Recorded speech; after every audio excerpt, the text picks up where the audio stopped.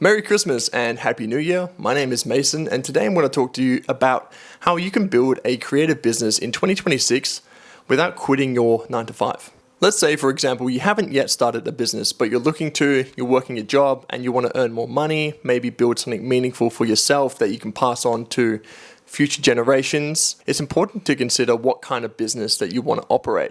So I have a sports background, and this is all my media passes for this year. I don't know if I should be showing you those on screen, but I run a sports media company, and luckily with events and sports, a lot of these take place on the weekends when I'm not working, when I can actually spend time and focus on the events and the deliverables for my clients. So I run content for basketball teams, athletes, coaches, personal trainers, you name it, gyms as well. So I run content on the weekends. Mostly I edit and deliver my content, and that's what I do as my side hustle. So I'm not going to beat around the bush. There's not enough time in the day. There's not enough time to do everything that you really want to do, achieve your goals, take care of your responsibilities while working full time and also running a business on the side. And so today I'm going to share a couple of tips on how you can actually leverage your time, how you can save your money, and how you can really operate a business successfully while working full time, earn the income that you want to earn, control your time a little bit more, and also, build something meaningful along the way, which is always the goal when it comes to building a business. So stay tuned. Let's talk about number one, which is time management. As I said, there's not enough time in the day, right? You commute to work, you commute back, you lost all your energy in the day, then you have to cook, you have to clean, you have to take care of yourself. I know, it's terrible. You have to take care of yourself at the end of it all to just maintain yourself, your mind, your spirit, and just your day-to-day. So how do you do it all? How do you run a business, work full-time, take care of yourself, your responsibilities, your family, and your partner, all in one day, and do it 5 days a week? So my strategy is pretty simple. I leave for work at 6 in the morning and I get home typically at 6 o'clock in the evening. So that entire 12-hour block, I have nothing else to do other than to focus on my full-time work, which is sales. And in that 12-hour block, all I'm doing is that job. And that allows me to have the mental clarity and to keep and reserve that energy that I need later on, just to focus on my day-to-day with my 9 to 5. I know it's boring and it sounds simple, but it's really easy to try to manage your emails, to try to reach out to clients, try to give feedback, make amendments even while you're working your 9 to 5, running your business in secret. But I don't believe it's worth it, because unless you're working in a job that you really truly hate and you want to get out of there straight away, it's not worth sabotaging, right? You don't want to be doing that. It's not worth it. And in my case, I actually enjoy my work. I do want to do a good job. I do want to progress and earn more money in my career. So it's really not beneficial to do that. And it's just it's important to focus on just one thing at a time. But what happens after 6 o'clock? What do I do then? Well, mostly I've been sitting down all day. So I want to get some movement. I want to get some food. I want to hang out with my partner. So typically we would go to the gym together. Maybe we go to the beach at 6 o'clock in the evening. Doesn't sound great, but that's what we do. That's what we actually enjoy as well, which works out great. And it's important to have that time to really reset, re-energize, refuel, and tackle the rest of your day, which really only looks about 7 to 10 o'clock, which you can get other things done. But that's just the reality of working full time. Photography and videography in itself can be quite expensive, which is what I'm going to talk about in the next topic, which is managing your money, leveraging your finances, and really operating your business in a smart way to where you're actually making money and not just spending it. Setting up a business costs a lot of money in most scenarios, especially with photography, which is what I do.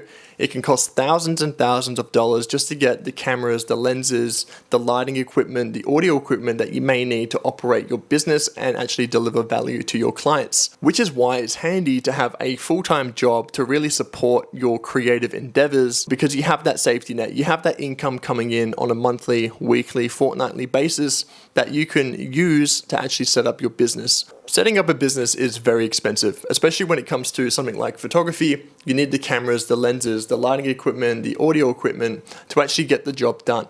And without a full-time job, it's very hard to find the money to actually set it up, to actually start making content, to actually do the thing that you want to do.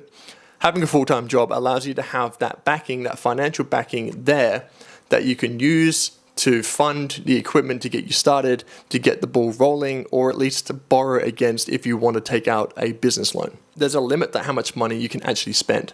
When I started my business in January of 2025, I had no money. I had no savings, nothing in a bank account. I had nothing to leverage myself against. I just had my full-time income, which I was using to pay for rent, pay for bills, utilities, everything in between. So I couldn't spend a lot of money to, buy all this equipment. When a client approached me or I would approach them, I came up with a plan of action to how I would deliver the content. It's not always the case of buying a new lens to do sports or buying a new camera to handle some low light.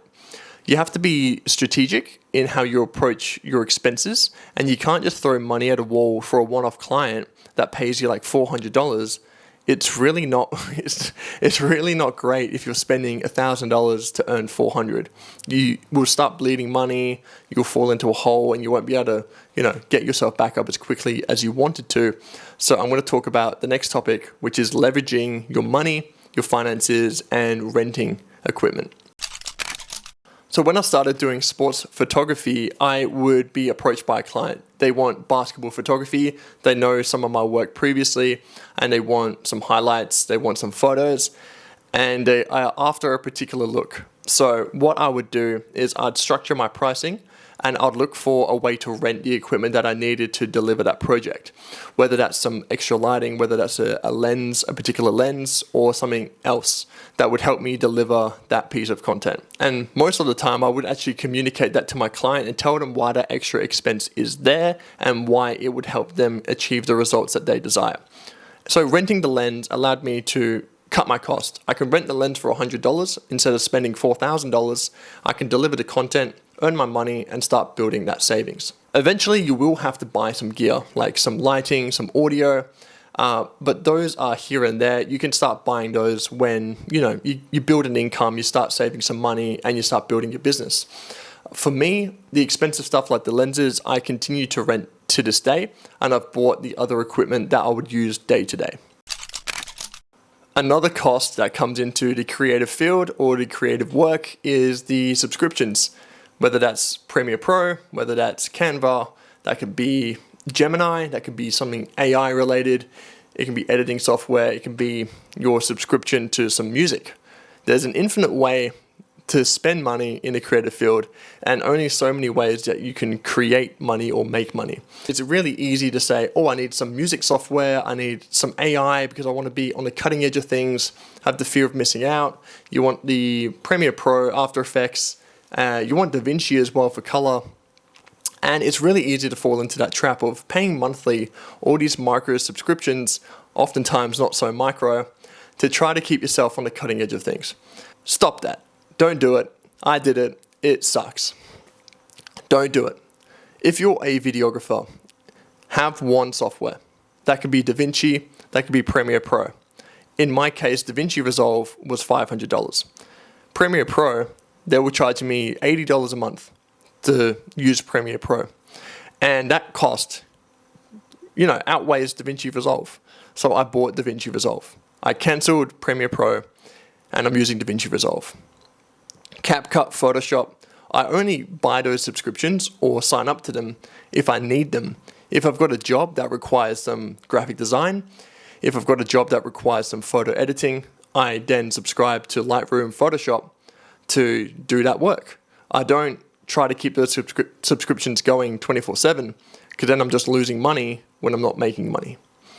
So that's an easy cost cutting essential there, is that really define what subscriptions you need and really just cut down as much as you possibly can, because you will need every cent that you have, especially if you're trying to make money, trying to earn more money and not just spend it.